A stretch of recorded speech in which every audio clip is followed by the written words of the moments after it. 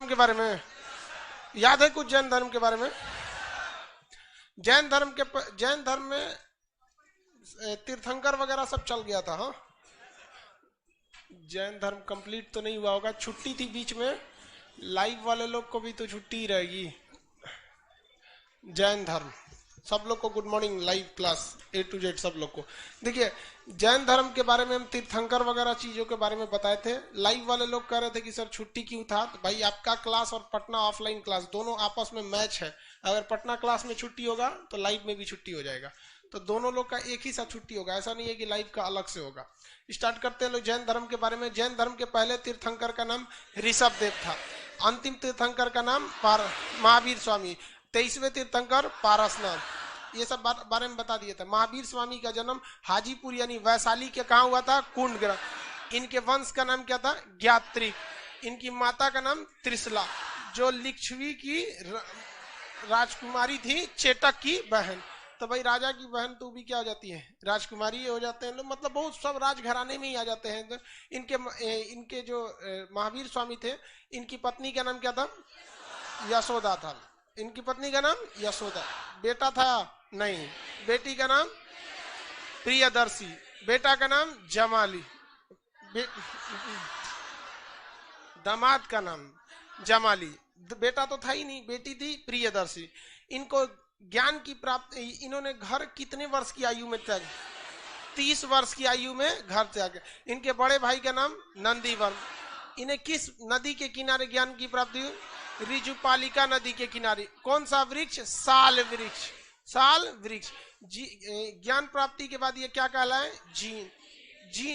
Gene कहलाए, महावीर कहलाए। और इन्हें जो ज्ञान प्राप्ति होता है उसे मोक्ष को जैन धर्म में क्या कहा गया? कैवल्य कहा गया। इसके बाद इन्होंने उपदेश देना चालू किया। पहला उपदेश कहाँ दिए थे? राजगीर में। और अंतिम उपदेश पावापुरी में। इनके उपदेश किस भाषा में रहते थे? प्राकृत भाषा में। कौन सी भाषा? उस समय प्राकृत भाषा जो थी वो काफी ज्यादा टफ थी, बहुत ज्यादा टफ थी। उस समय की सबसे सिंपल भाषा का नाम क्या था? पाली भाषा। तो इन्होंने पाली में उपदेश न देके किस में दे दिया? प्राकृत भाषा में उपदेश दिया था। इनके उपदेशों को उस समय के किस ग्रंथ में रखा गया था? 14 पूर्वा। कौन सा ग्रंथ था? 14 पूर्वा ग्रंथ में। पाली कैसे बोल रहे हैं बाबू? पाली उस समय की सबसे फेमस थोड़ी थी। पाली तो फेमस थी, प्राकृत भाषा सबसे टफ थी। उन्होंने इसमें उपदेश दिया था। यहां तक सब बता दिए थे। 14 पूर्वा जो है वो पूरा का पूरा वह किताब है जिसमें महावीर स्वामी ने खुद ही बोला है कि हम ये उपदेश देते हैं 14 पूर्वा में। उसके बाद महावीर स्वामी की मृत्यु हो गई। महावीर स्वामी की मृत्यु किस ईस्वी में थे? 400। अरे इसको क्या बोलेंगे लोग? ये 68 है कि 78 है? अरे इसमें थोड़ा सा देखिएगा बाबू, पूरी हिस्ट्री में जब भी डेट आएगा ना तो एक बार जरा ये देख लीजिएगा कि हम लिखे क्या है। अक्सर हम कभी कभी क्या बोल देते हैं। अब महात्मा गांधी का जन्म सबको पता है, 1800 कब हुआ था? 2 अक्टूबर 1869। इसको 69 बोला जाता है ना। हम किसी वीडियो में इसको 79 बोल दिए। अब एक तो आदमी आके करें कि खान सर आपको समझ में नहीं आता है, आप कैसे टीचर हैं, आपको गांधी जी का जन्म नहीं याद है? महाराज हमसे गलती हो गया, हिंदी वाला समझे में नहीं आता, 69 है कि 79 है, सब एक टाइप के लगते हैं सब। तो ये थोड़ा सा आप देख लीजिएगा, कभी कभी थोड़ा सा हमसे कंफ्यूजन हो जाता है। ये 78, 89 जो भी है, ये 468 ईसा पूर्व इनकी क्या हो गई? मृत्यु हो गई। किनकी मृत्यु हुई भैया? महावीर स्वामी की मृत्यु हो गई। महावीर स्वामी की मृत्यु के बाद आप देखे थे जैन धर्म में उनके 2 सबसे प्रमुख शिष्य थे। शिष्यों का नाम क्या था? हाँ? भद्रबाहु और स्थूलबाहु। भद्रबाहु और स्थूलबाहु। इसके बारे में हम कहानी बता दिए थे, एक बार रिवाइज करा देते हैं। मगध में 12 वर्षीय अकाल पड़ा, जिस कारण भद्रबाहु के नेतृत्व में कुछ दल कहां चला गया? दक्षिण भारत में चला गया। इसी के साथ चंद्रगुप्त मौर्य भी चले गए थे। और दक्षिण भारत में कर्नाटक के श्रवणबेलगोला में संलेखना विधि द्वारा उन्होंने भूख हड़ताल कर दिया, मतलब खाना पीना छोड़ दिया, यहाँ प्राण को त्याग दिया। लेकिन भद्रबाहु जब वापस आए कहां पर? पाटलिपुत्रा में। तो पाटलिपुत्रा में स्थूलबाहु के नेतृत्व में जो दल यहाँ रुका हुआ था, उन्होंने श्वेत वस्त्र पहन लिया और क्या कहलाए? श्वेतांबर। और ये लोग क्या कहलाए? दिगंबर। तो श्वेतांबर और दिगंबर दो विचारधाराएं बढ़ गई जैन धर्म में। देखिए श्वेतांबर जो थे वो लोग थोड़ा सा मतलब ये कहते हैं कि हम श्वेत कपड़े पहनेंगे, और दिगंबर जो होते हैं लोग, दिगंबर ये क्या कहते हैं? हम कपड़े नहीं पहनेंगे। तो ये कैसे कपड़े पहनते हैं? सफेद। और ये नहीं पहनते हैं। इनका ये थोड़े साइंटिफिक ढंग के हैं और ये पूरी तरह से प्राचीन विचारधारा के हैं। साइंटिफिक ढंग से क्या है कि इनका कहना है कि अगर आपको मोक्ष की प्राप्ति हो भी जाती है, सब लोग लाइफ वाले अभी तक गुड मॉर्निंग करते रहते हैं लोग जी, सूत के उठेगा तो सीधे गुड मॉर्निंग, टाइम हो गया यहाँ पे अभी गुड मॉर्निंग चल रहा है सबका। देखिए ये थोड़ा साइंटिफिक टाइप के है। इनका कहना है कि अगर आपको मोक्ष प्राप्त हो गया, क्या प्राप्त हो गया? मोक्ष प्राप्त हो गया। मोक्ष को क्या कहा जाता है जैन धर्म में? बीच में कोई नहीं बोलेगा, आज ही यही है।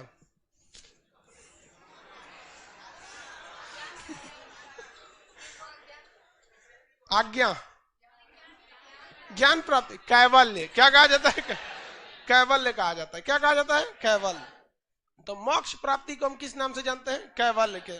तो यहाँ पे इन्होंने कहा था श्वेतांबर वालों ने कि अगर मोक्ष प्राप्ति हो जाती है यानी कैवल्य प्राप्त हो जाता है तो भी आपको भोजन की जरूरत पड़ेगी ही पड़ेगी। ये लोग का कहना है कि भाई मोक्ष प्राप्ति हो गया, कैवल्य प्राप्ति हो गया, अब आप खाना खाइए चाहे नहीं रहिए, आप में एटीपी ग्लूकोज का निर्माण होते रहेगा, इन द सेंस आपको एनर्जी मिलती रहे।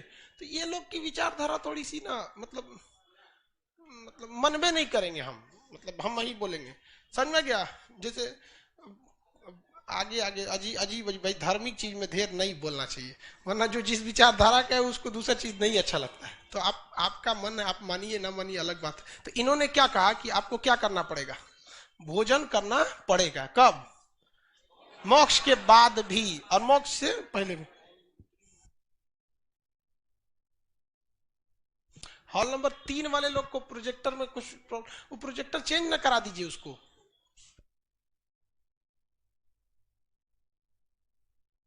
हॉल नंबर 3 वाले लड़के लोग थोड़ा सा प्रोजेक्टर में आपके दिक्कत आ गया, उसको चेंज करा दीजिए उसको। बीमार चीज ना, इलेक्ट्रॉनिक चीज जब बीमार पड़ता है ना तो कभी ठीक नहीं होता है।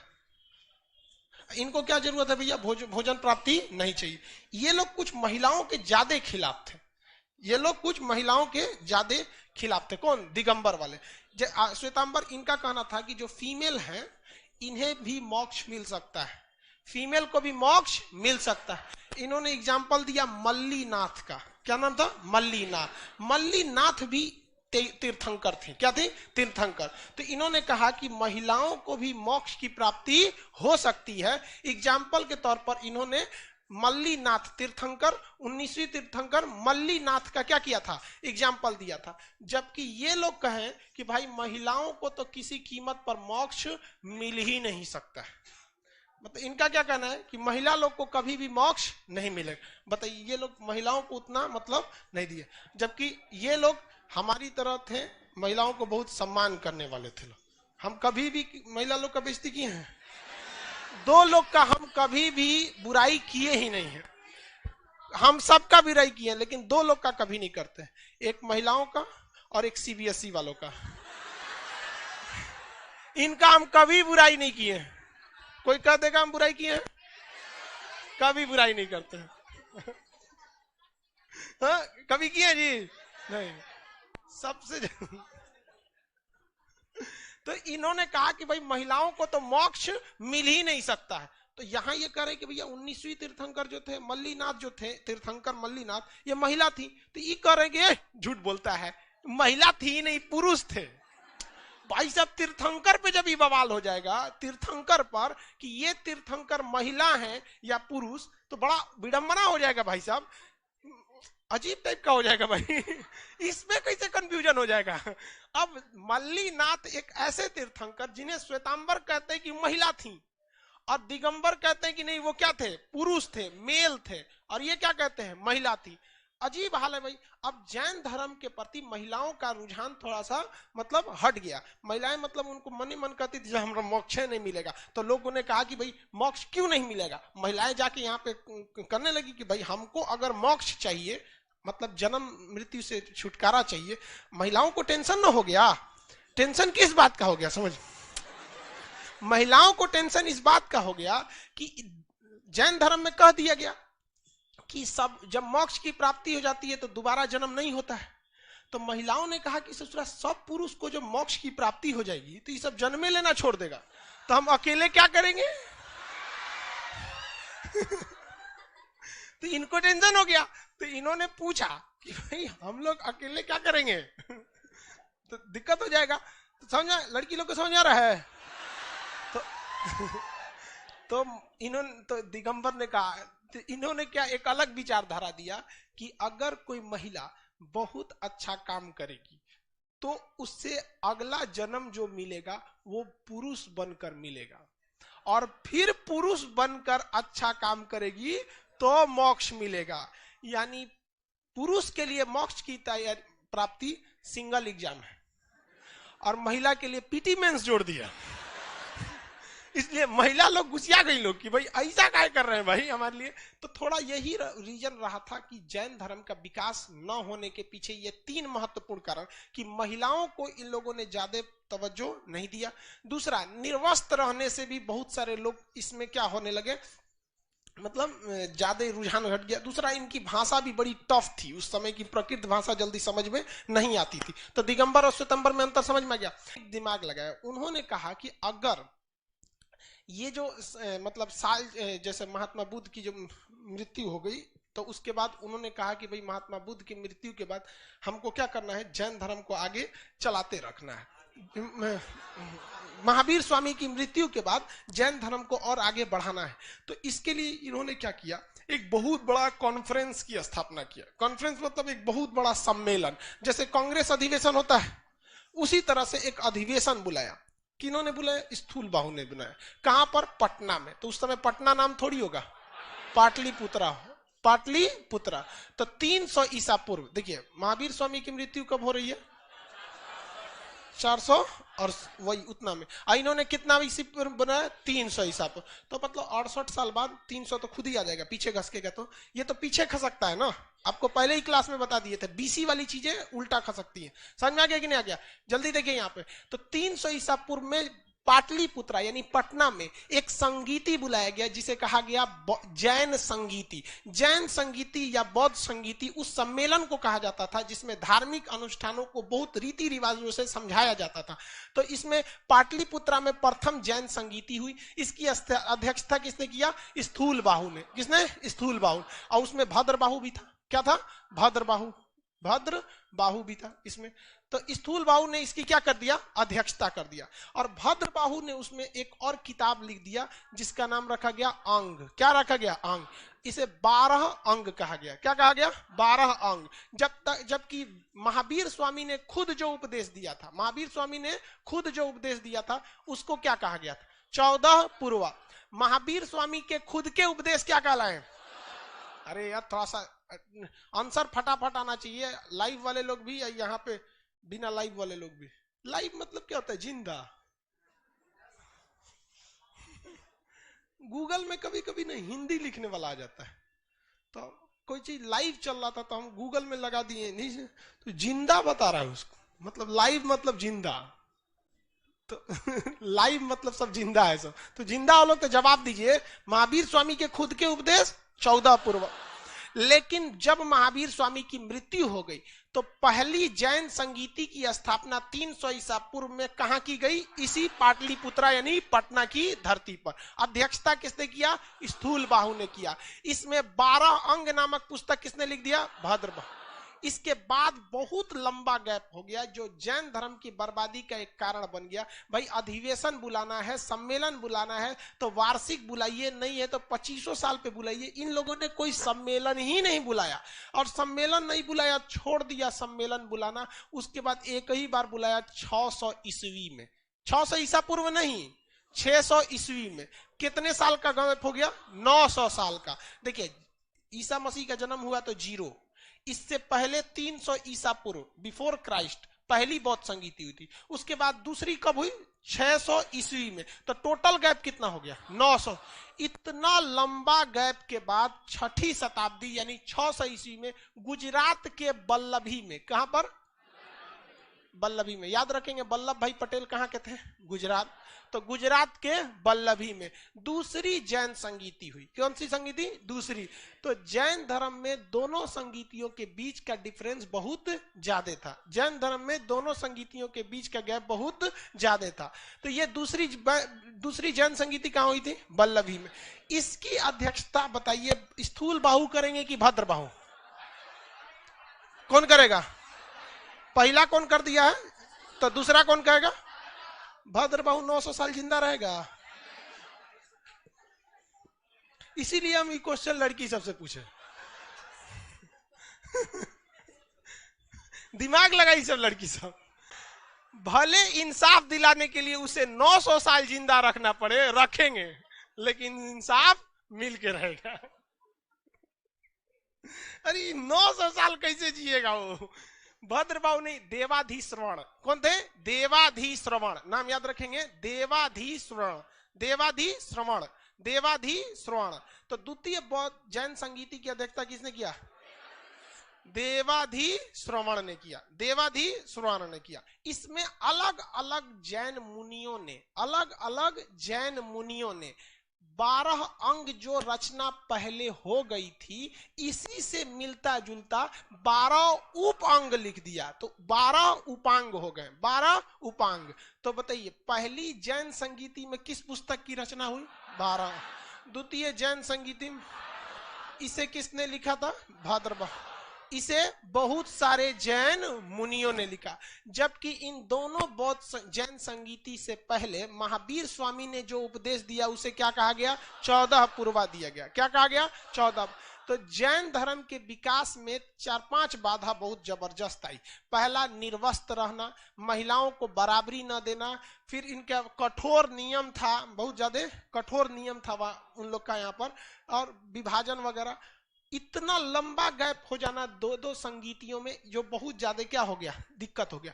इन्होंने बहुत कठोर नियम का पालन बना दिया कि भूखे रहना है, जीवों की हत्या नहीं करना है। आज भी जैन मुनि लोगों को देखिएगा तो मोर पंख का झाड़ू लिए रहते हैं और ऐसे झाड़ के बैठते हैं कि वहां कोई कीड़े मकोड़े की मृत्यु न हो जाए। और यहाँ हम लोग मार चिकन मटन काट ससुरा यहाँ पे। तो जैन धर्म जानवरों पर इतना मोह करता था कि इन्होंने कहा कि भाई आप खेती ही मत कीजिए, क्योंकि खेती करेंगे कुदारी से कब आलू के खेत में मूस कटा जाएगा।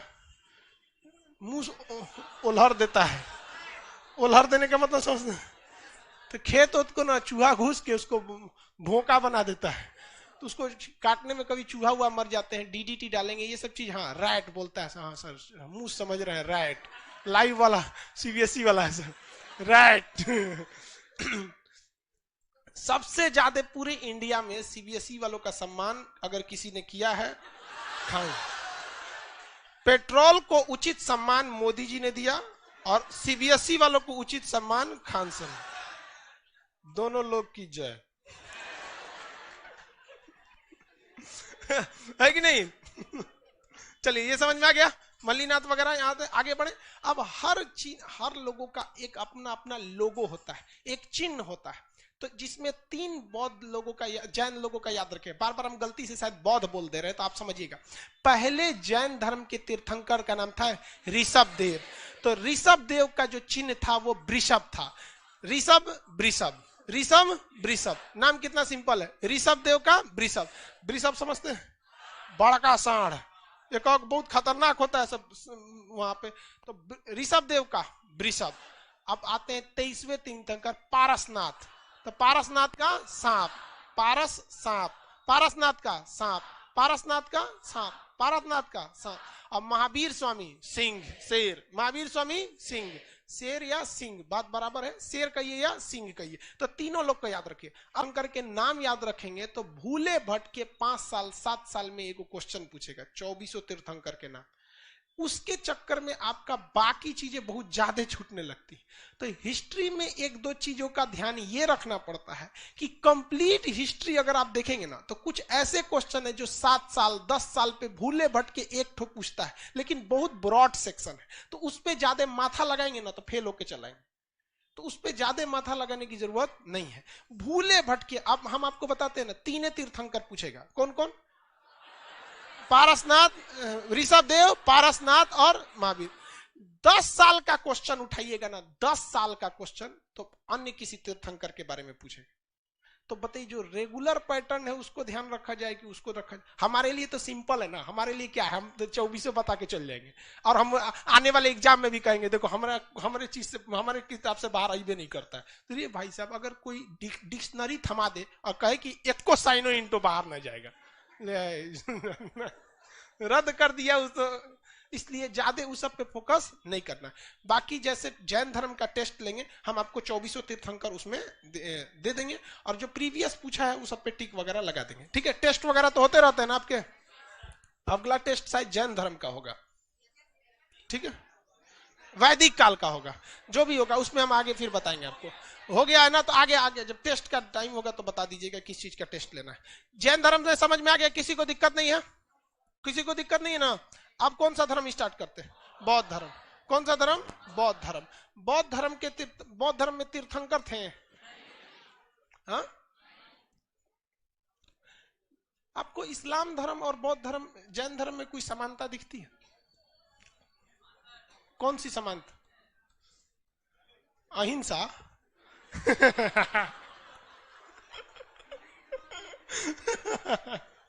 अहिंसा। इस्लाम धर्म के हिसाब से अगर कोई फांसी की सजा ही नहीं, सर काट दो। और जैन धर्म में देख रहे हैं कि चीटी उटी का भी जान नहीं ले रहा है। कौन सा क्लास में कर, क्यों भाई, नींद में नहीं ना हो।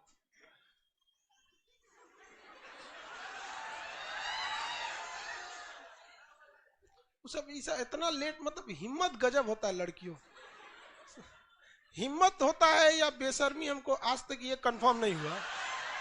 हम लोग का क्लास अगर आधा घंटा लेट हो जाता तो हम बताते हैं ना आपको, लड़का सबको बताते हैं, इतना लड़का में हिम्मत नहीं किसी में कि क्लास लेट होने के बाद ऐसे जाके घुस जाए। अब उसका हिम्मत नहीं है या उसके अंदर शर्म है ये नहीं, लेकिन ये लोग चल जा खान सर के, कौन रोकेगा हमको।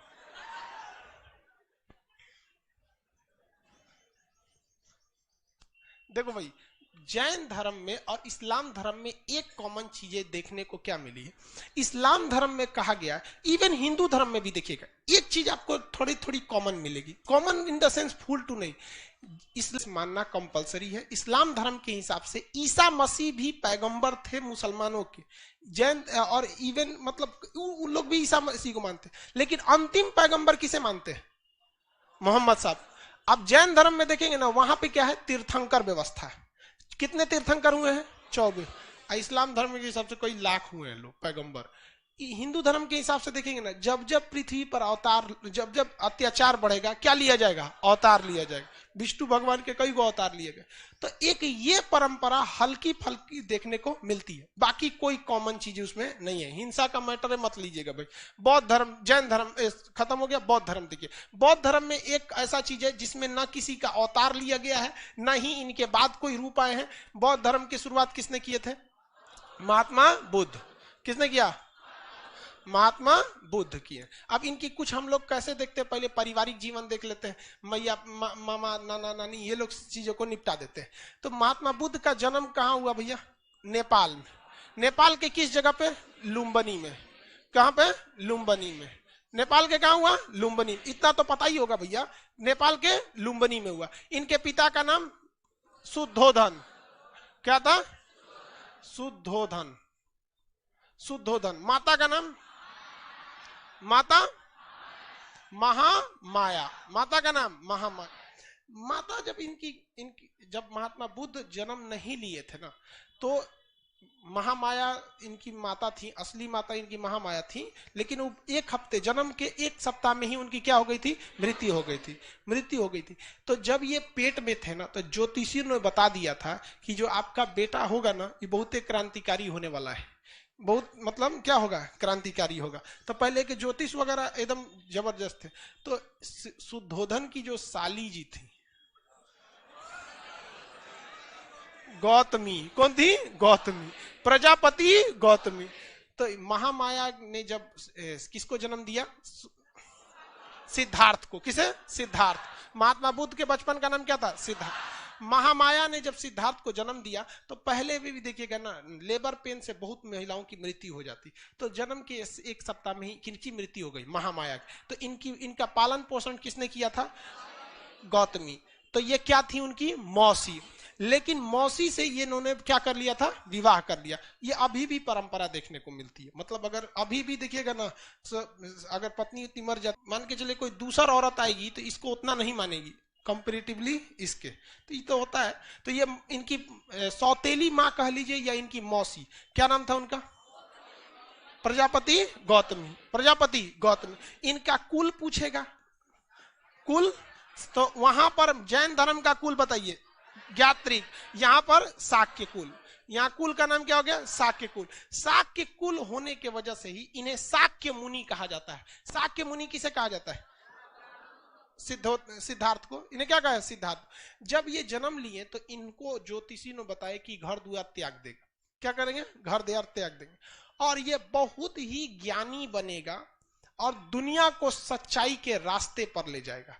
ध्यान से समझिएगा, जब सिद्धार्थ का जन्म हुआ तो ज्योतिषों ने क्या कहा कि ये बहुत ज्ञानी बनेगा और दुनिया को सच्चाई के रास्ते पर ले जाएगा, घर द्वार मोह माया सब त्याग देगा। तब राजा परेशान हो गए कि एक गोली का भाग दुगा हो जाएगा, घर द्वार छोड़ देगा। तब तो पूछा गया उनसे कि इसका कोई उपाय बताइए। तो कहा कि सबसे सिंपल उपाय, अगर किसी का विकास रोकना है तो ब्याह करा दिए। सिंपल लॉजिक समझिए। बहुत ज्ञानी होगा, दुनिया को सच्चाई के रास्ते पर ले जाएगा, मोह माया सब त्याग देगा। इसका उपाय जो ये सब ना करे, ब्याह करा दे। समझ रहे हैं क्या लॉजिक है? तो इनका क्या हो गया? विवाह हो गया। और 16 साल की एक बहुत ही सुंदर कन्या से इनका विवाह हुआ, जिसका नाम क्या था? यशोधरा। यशोदा मत बोल दीजिएगा, वो उनके हैं, महावीर स्वामी के। यशोदा बेन पटेल मत बोल दीजिएगा, फिर तुम मोदी जी में। मोदी जी की पत्नी का नाम क्या था? बेवकूफ, इधर कौन आनंदी बेन बोलता है? मुख्यमंत्री रही थी वहां पे, यशोदा बेन नाम था उनका, मोदी जी का। तो देखिए इनकी शादी किससे हुई? यशोदा। शादी ब्याह बहुत ठीक ठाक से हुआ, सब कुछ सही चल रहा था। पत्नी में पूरा अजुराइल रहते थे, वो डेली सवेरे मेकअप करके बैठ जाती थी।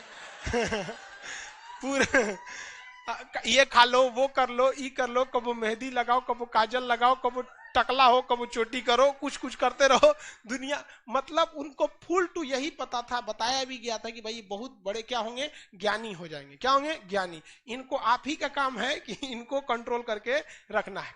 लेकिन महात्मा बुद्ध को ना, अब इनको ज्योतिषों ने बताया था कि भाई क्या करना है, इनको तो छोड़ के जाएंगे। लेकिन इनके मन में एक वैराग्य उत्पन्न होता था कि ये सब बहुत गलत चीज है। तो इन्होंने कहा कि हम महल के बाहर जाएंगे। तो राजाओं का पहले महल होता था, बहुत बड़ा। लाल किला देखिए ना, दिल्ली में जाके लाल किला, उस एगो गांव बस जाएगा उसमें, लाल किला में। तो राजा महाराजा उसी में रहते थे सब। तो इनको कहा गया, इन्होंने कहा सिद्धार्थ ने कि हम महल के बाहर जाएंगे। तो ज्योतिष ने कहा कि ले हो गिल कांड, ये जाएगा महल के बाहर, सारी सच्चाई देख लेगा, हो जाएगा चौपट। तो उन्होंने क्या कहा, यहाँ पर ये राजा जो थे, इनके पिता का नाम क्या था? शुद्धोधन। इन्होंने पूरे महल में रास्ता डिसाइड होता है। आज भी मुख्यमंत्री निकलते हैं तो रास्ता डिसाइड होता है, किस रास्ते से जाएंगे। देखेंगे सड़क खाली करा दिया जाता है, कोई नहीं निकलेगा, सड़क खाली, कोई जाम नहीं लगेगा, सफाई करो, चूना उना छिड़को, मुख्यमंत्री जाने वाले हैं। अब मुख्यमंत्री उधर से जाते हैं, कहते हैं मेरे राज्य में कितना विकास हुआ है, न जाम लगता है, न नालियां खुली हैं, चारों ओर चूना छिड़का। एक दिन आइए ना बिना बताए। सब विकास निकल जाएगा आपका।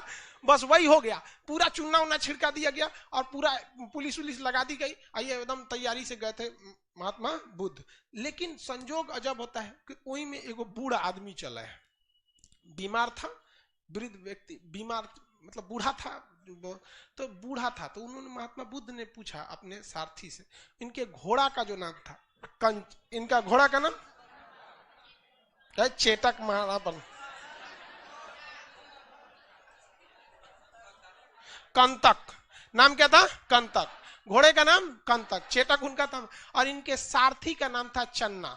सारथी मतलब समझते हैं, जो घोड़ा को लेके हाँकता है, चल चल चल। तो सारथी का नाम क्या था? चन्ना। क्या नाम था? चन्ना। चन्ना, सारथी का नाम चन्ना। तो सारथी चन्ना से पूछे कि ये वो आदमी ऐसे झुक के काहे चल रहा है? तो कहा कि महाराज बुढ़ा गया है वो। कहा बुढ़ा गया, एकदम झड़ गया है रे एकदम लुजुर पुजुर हो गया है, झड़ गया है। कहा कि महाराज सब आदमी झड़ जाएगा ऐसे ही आप भी बुढ़ा जाइएगा। कहा हम बुढ़ा जाएंगे तो इतना उठपटांग लगेंगे? तो कहा हाँ, फिर हमारी वाली भी बुढ़ा जाएगी यही कहेंगे भाई सबको जाना है यहाँ से। तो उनको दिमाग में खटक गया कि भाई गड़बड़ है, तो हमारे बाबूजी हमसे छुपा के रखे थे। तब तक आगे गए तो एक बीमार आदमी मिल गया। तो कहा ये क्या हो गया है? तो कहा कि अब एकदम ये जाने वाला है, मतलब ये बीमार है, अब ये क्या है, इस दुनिया से जाने वाला है, ये अब चल नहीं पाता है। तो चन्ना कहा कि हमारा और आपका और इनका मैडम का कि सबका यही दुर्दशा होने वाला लास्ट में। तब तक और आगे चल गए तो कोनो को अर्थी उठ रहा था। कहा कि वो लेटा का है पे? कहा कि लेटा नहीं है वो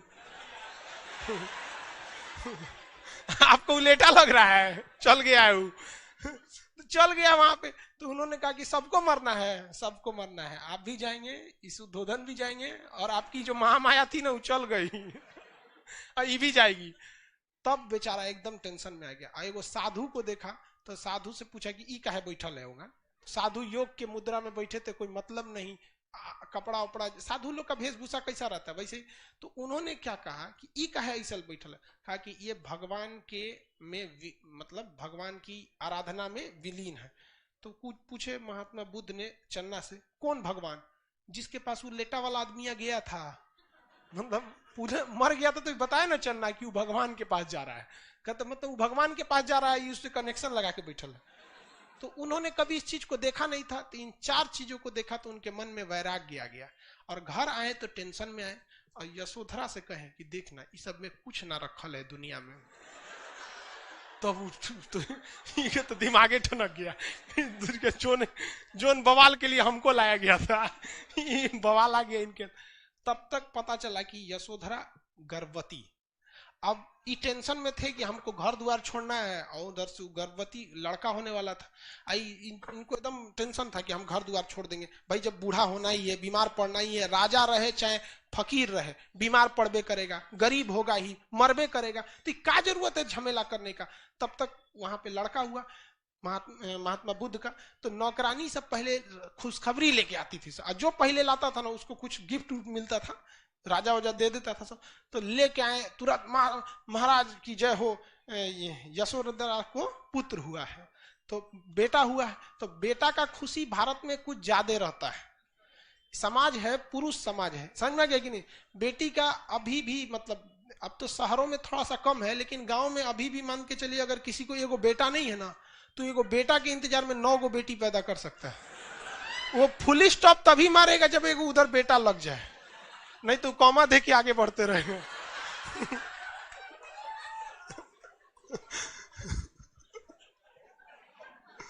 तो इनका तो पहले में बेटा हो गया तो डबल खुशी थी। लाइव वाला समझ रहा है ना? तो डबल खुशी थी। तो अब इनको बुद्ध भगवान को ले जाके बताया गया, महाराज आपको तो पुत्र हुआ है, नाम रखिए। तू कह दूर ससुर, तू नहीं, एगो तो हम घर छोड़े वाले थे, ये कहां से चला आया बैला कहीं का। तो उन्होंने कहा, मने मन कहा कि मेरी जिंदगी का सबसे बड़ा कांटा ये हो गया, क्योंकि अगर हम घर छोड़ देते तो लोग यही कहता कि इन्होंने अपनी पत्नी घर द्वार सब छोड़ के चले आए, कोई ज्यादा बुरा नहीं मानेगा। लेकिन ऐसे ससुरा 2 दिन के लड़का छोड़ के चल जाएंगे, पूरा समाज हमारा बोलेगा। तो उन्होंने कहा मेरी जीवन का ये कांटा है। तो राहुल मतलब क्या होता है? रास्ते की बात। उन्होंने कहा राहुल ले। तो उनको लगा, इन नौकरनिया को लगा कि नामे रख दिए, जितना बुद्धि उतने सोचेगी ना। नाम हो गया, बेटा का नाम क्या हो गया? राहुल। बेटा का नाम राहुल। लेकिन उन्होंने तो अपने लिए इसे क्या समझ लिया था? बाधा।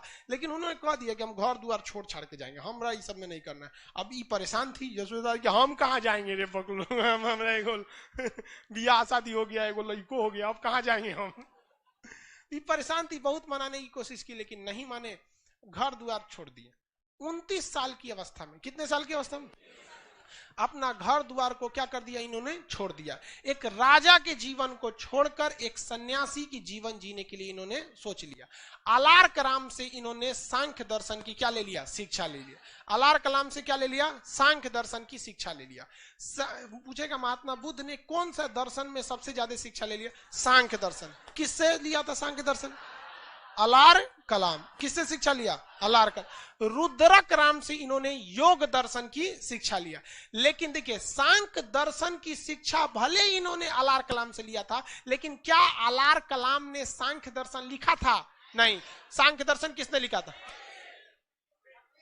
खड़ा होकर, सांख्य दर्शन किसने लिखा, कपिल। बीच में कोई नहीं बोला। रुद्रक राम से इन्होंने योग दर्शन की शिक्षा लिया। योग दर्शन किसने लिखा, पतंजलि। गुड गुड, पूरा बढ़िया से याद है, ठीक है। बैठो, सवाल पूछते हैं कल।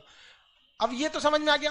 तो रुद्रक राम से इन्होंने क्या, कौन सी शिक्षा लिया, योग दर्शन। रुद्रक राम से योग दर्शन की। लेकिन कहेगा कि महात्मा बुद्ध अलार कलाम और रुद्रक राम, अलार कलाम से सांख्य दर्शन और रुद्रक राम से योग दर्शन। अलार कलाम और सांख्य दर्शन, इन दोनों में महात्मा बुद्ध जो थे वो रुद्रक राम को ज्यादा मानते थे या प्रिय मानते थे, या अलार कलाम को, तो रुद्रक राम को। किसे, रुद्रक। इसलिए जब भी देखेंगे महात्मा बुद्ध को योग के मुद्रा में ही आप देखेंगे। जब भी महात्मा बुद्ध की मूर्ति, यहाँ का मूर्ति, अच्छा शिवानी लेती गई, एक तो महात्मा बुद्ध की मूर्ति ले देना जी, अशोक, यहाँ पर। वाह, तो देखेंगे ना, जब भी महात्मा बुद्ध को किस रूप में देखेंगे, योग की मुद्रा में देखेंगे। अब ये अपने मित्रों के साथ, महात्मा बुद्ध अपने मित्रों के साथ चले गए उत्तर प्रदेश में। कहां पर, उत्तर प्रदेश में। उत्तर प्रदेश यूपी में एक जगह है सारनाथ। क्या नाम है, सारनाथ। सारनाथ में एक जंगल है जिसका नाम मृगदाब वन। कौन सा वन, मृगदाब। इस मृगदाब वन में वो अपने 5-6 मित्रों के साथ बैठ के और क्या करने लगे, तपस्या करने लगे। योग दर्शन तो रुद्रक राम से सीख ही लिए थे। योग की मुद्रा में बैठ के कठोर तपस्या करने लगे कि हमें सच्चाई क्या है, गलत क्या है, इस सब का क्या मिल सके, ज्ञान मिल सके। तो ये सारी चीजों का ज्ञान मिलने के लिए इन्होंने कहां पे चले गए, सारनाथ। तो सारनाथ में बैठ के इन्होंने काफी सारे क्या किया था, तपस्या किया। लेकिन उस तपस्या से कोई खास फायदा नहीं मिला। कई साल बीत गए सब तपस्या के, कुछ मिल ही नहीं रहा था। तो अचानक उनको एक महिला दिखी। उस जंगल में क्या मिली, महिला। तो सारे लोग ध्यान लगाए थे। अब महात्मा बुद्ध ऐसे महिला को देखे, अरे हंसता क्या लिए, समझा रहे हैं तो समझो ना। पहले धार्मिक मामले में मजाक मत क्या करो, कबो भी किसी पे कुछ भी हो जाता है। इसलिए तो उन्होंने देखा ये महिला क्या करने आई है, तो देखा कि बाकी सब दोस्त ध्यान लगाए हैं, सब तुम लोग ध्यान लगाओ। महिला से पूछे क्या बात है, तो उन्होंने बताया था कि वीणा, जो वीणा बजाया जाता है, इसको इतना ना हुमच के खींच दीजिए कि टूटिए जाए वीणा, तो ये भी गलत है। और आराम से वीणा को रगड़ेंगे तो संगीत ही नहीं निकलेगी। मतलब वीणा को रगड़ने के लिए क्या होनी चाहिए, एक लय होना चाहिए। इतनी कठोर तपस्या करेंगे तो भगवानों डरा जाएगा कि कब्जा करने आ रहा है कि तपस्या करने आ रहा है। तो उन्होंने, उनको दिमाग आया कि भाई हमको इस तरह से तपस्या नहीं करना है। तो यूपी में पूरा का पूरा फाउंडेशन कोर्स किए 6 साल तक। मतलब बात समझिए, सारनाथ में ज्ञान मिल ही नहीं रहा था। तो वो कहाँ आए, बोध गया। कहाँ है, बोध गया। यहाँ आके वो टारगेट बैच ज्वाइन कर लिए, क्रैश कोर्स। बात समझिए, हम आपको पढ़ाने के लिए करें। यहाँ आए बोध गया में। अब बोध गया किस नदी के किनारे है, फाल्गु नदी। इसका एक और नाम बता सकते हैं, निरंजना नदी। फाल्गु या निरंजना नदी के तट पर बैठकर, फाल्गु या निरंजना नदी के तट पर बैठकर वहां एक विशाल पीपल वृक्ष के नीचे बैठे। पीपल वृक्ष वगैरह जो था वो थोड़ा सा सांस, हवा वगैरह भी क्या देता है, शुद्ध देता है। दूसरा छाया वगैरह मिल जाती है। उसी के नीचे बैठकर तपस्या करने लगे। सामने कौन सी नदी है, फाल्गु नदी, और तपस्या कर रहे हैं। और एक वैशाख पूर्णिमा का दिन आया, और वैशाख पूर्णिमा के दिन महात्मा बुद्ध को क्या मिल गया, ज्ञान की प्राप्ति आ गई। ऐसा कहा जाता है कि जब उन्हें ज्ञान की प्राप्ति हुई तो उनके शरीर से मतलब प्रकाश निकलने लगा, शरीर सुगंधित हो उठा। इससे उनको ज्ञान की प्राप्ति हो गई। अब वो सच क्या है, गलत क्या है, इस सब में एकदम पूरी तरह से पारंगत हो गए। महात्मा बुद्ध के साथ जो कुछ घटना हुआ है वो सब का सब वैशाख पूर्णिमा के दिन हुआ है। चाहे वो जन्म हो, चाहे वो मृत्यु हो, चाहे वो ज्ञान की प्राप्ति हो, वैशाख पूर्णिमा के दिन क्या हो। एक विडंबना देखिए, मान के चलिए कि जन्म हो गया तो जन्म हो गया, ज्ञान भी उसी वैशाख पूर्णिमा के दिन मिला। जैसे मान के चलिए कि ऐसा आदमी हो जिसका जन्म 1 जनवरी को, सदियों 1 जनवरी को, मरियो जाए 1 जनवरी, तो एक तो अजीब टाइप का लगेगा ना भाई, तो बड़ी वो कॉमन हो गया। वैसे इनके साथ हुआ था। तो इनको ज्ञान की प्राप्ति हो गई। अब ज्ञान प्राप्ति के बाद ये सबसे पहला उपदेश जानते हैं किसको दिए हैं? वापस गई सब, कारे बबुआ बैठले ले तू लोग, ज्ञान वगैरह नहीं मिला। देखो हमरा बिहार से गए थे, बिहार में ज्ञान प्राप्ति हो गया। और इन्होंने आके सारनाथ में उन्होंने क्या किया? अपना पहला उपदेश दिया। तो महात्मा बुद्ध का पहला उपदेश, महात्मा बुद्ध का पहला उपदेश सारनाथ में। किस भाषा में ये उपदेश दिया? इनकी भाषा तो कौन सी? पाली। इनकी भाषा पाली। अभी भले पाली भाषा प्रचलन में नहीं है, लेकिन उस समय की सबसे बेहतरीन भाषा कौन सी थी? पाली भाषा।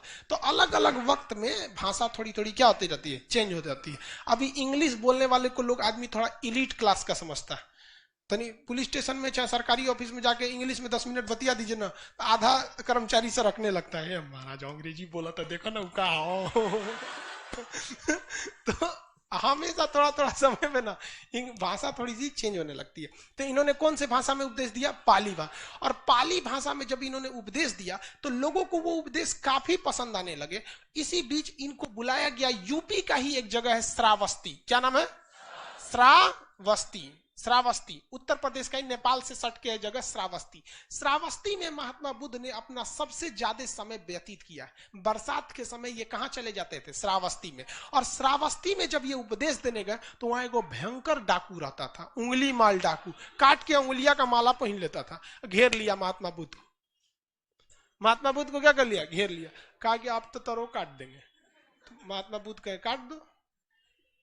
कहा कि ये अजबे आदमी है, करे काट दो, डराइए नहीं रहे। तो कुछ भी बोलते रहे महात्मा बुद्ध। महात्मा बुद्ध ने कहे कि महात्मा बुद्ध से उंगली माल ने क्या कहा कि तुमको डर नहीं लग रहा है? तो महात्मा बुद्ध ने कहा डर हमको नहीं लगता है, डरे तो तुम हो।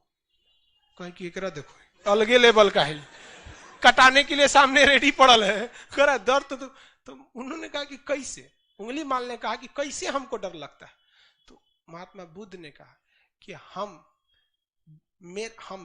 जब चाहे 24 घंटा जहां चाहे जा सकते हैं, मुझे कोई डर नहीं, इवन तुम्हारे आगे भी नहीं। लेकिन तुम जब भी निकलोगे रात में निकलोगे, भीड़ भाड़ में नहीं निकलोगे, समाज में नहीं जाओगे, वरना पकड़ के लोग चूर देंगे तुमको।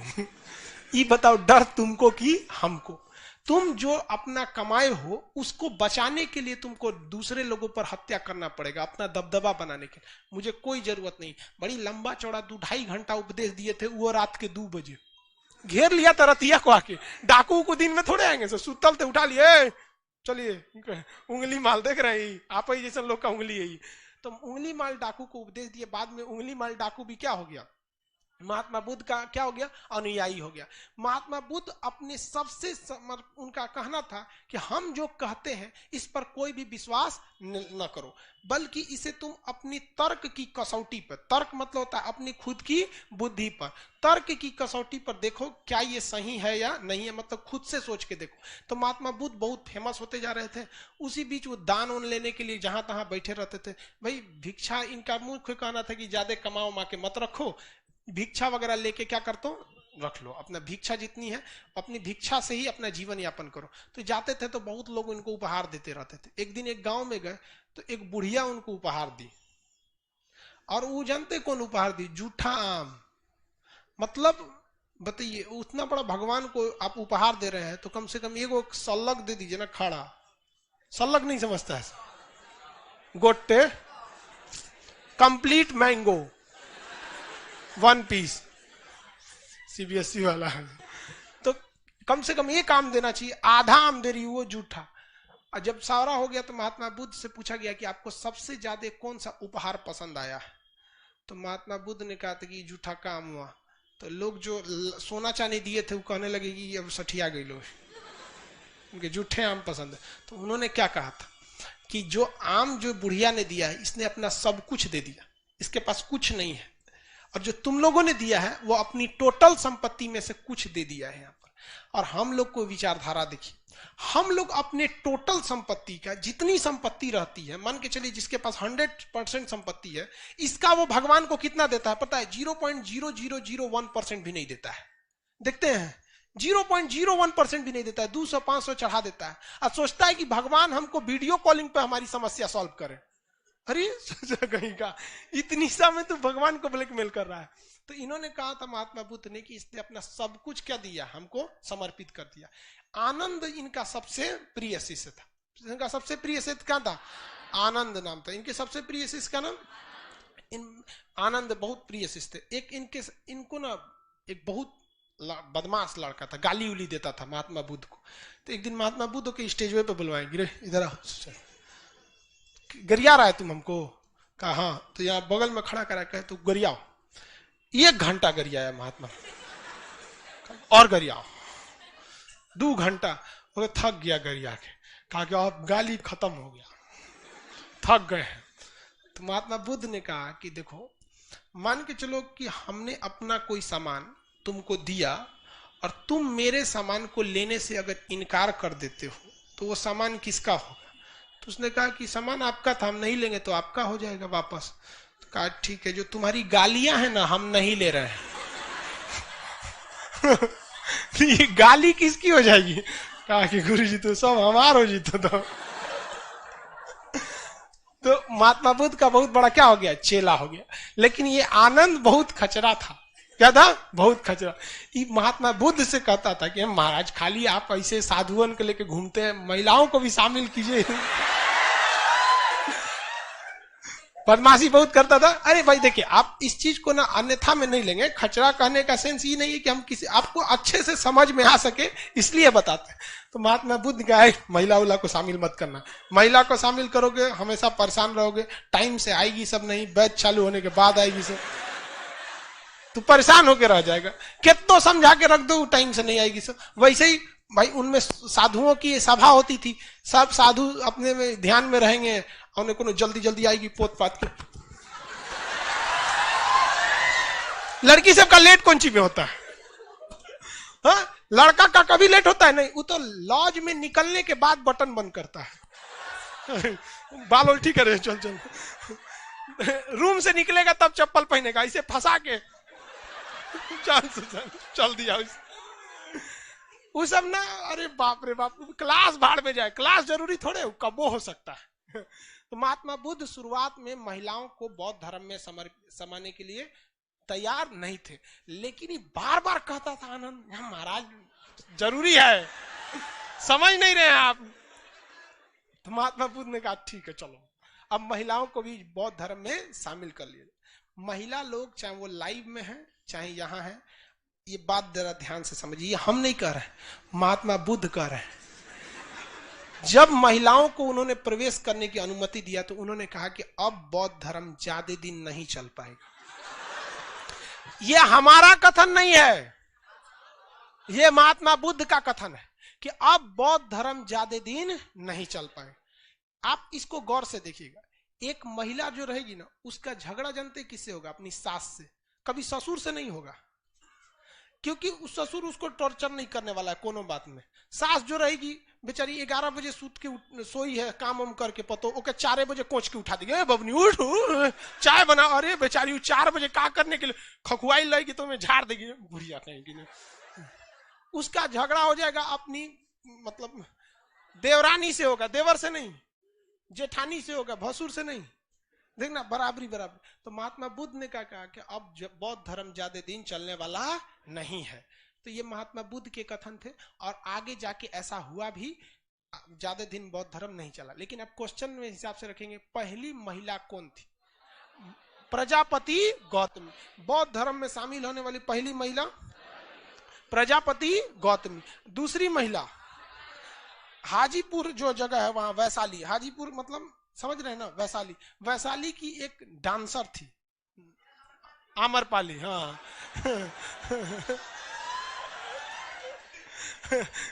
कर, हाँ सर आम्रपाली, लग रहा है कि गौए की थी। कहाँ घर है? हाजीपुर। अच्छा, तो वहां की एक तो डांसर थी, आम्रपाली नर्तकी थी। अब वो भी क्या हो गई, बौद्ध धर्म में शामिल हो गई। बौद्ध धर्म ने सबसे लोगों को कहा कि देखिए आपको कठोर नियम पालने की जरूरत नहीं है। बौद्ध धर्म में 3-4 ठो सिद्धांत दिया, अष्टांगिक मार्ग दिया, सत्य का सिद्धांत दिया, और उसके बाद उन्होंने त्रिरत्न दिया, बुद्ध धम्म और संघ। बुद्धम शरणम गच्छामि, धम्मम शरणम, संघम शरणम गच्छामि और धम्मम शरणम गच्छामि। ये उनके त्रिरत्न है। कितने लोग बता सकते हैं जैन धर्म के त्रिरत्न कौन थे?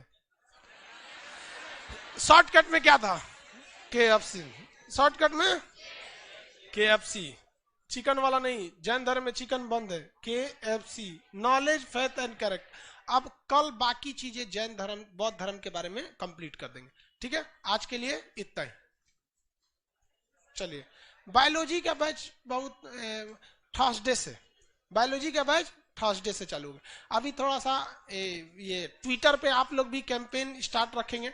हम थोड़ा सा बाहर में थे इसलिए वीडियो नहीं बना पाए थे, अभी वीडियो भी बनाएंगे ट्विटर पर। इसके लिए समझ में आ गया कि नहीं आ गया? चलिए निकलेंगे लोग, जिनका बैच नहीं है मैप वाले बस रुकेंगे।